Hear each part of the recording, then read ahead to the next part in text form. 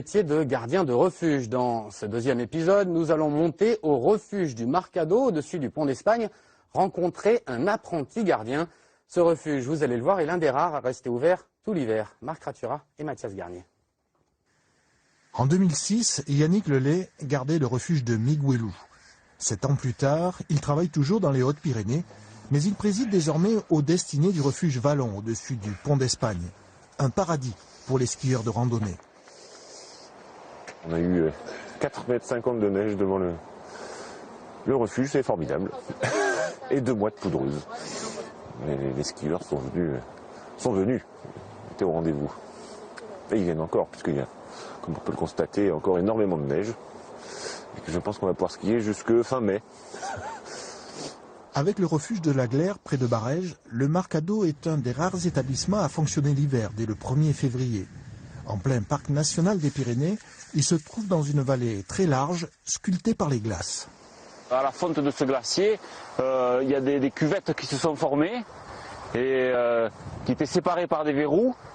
Et donc ça a permis d'avoir un paysage tel qu'on peut le voir aujourd'hui et qui est fréquenté par de nombreuses personnes, autant l'été qu'à l'hiver. Ici, pas de remontée mécanique, le site n'est accessible qu'à la force du mollet, en ski et peau de phoque. Pour un randonneur moyen, il faut compter 3 heures pour rejoindre le refuge. Et c'est aussi sur un itinéraire de grande randonnée, donc on peut aller de refuge en refuge, traverser les Pyrénées et faire halte là et se restaurer, se reposer pour pouvoir recharger les accus et repartir à travers la montagne. Donc ça c'est pour le moteur du groupe électrogène et ça c'est pour le moteur des gardiens du refuge. Tu l'aimes? J'aime bien lui. T'as le bonjour de... En 3 mois, plus de 1500 skieurs sont montés jusqu'au Vallon. Depuis 4 ans, Guillaume fait fonction d'aide.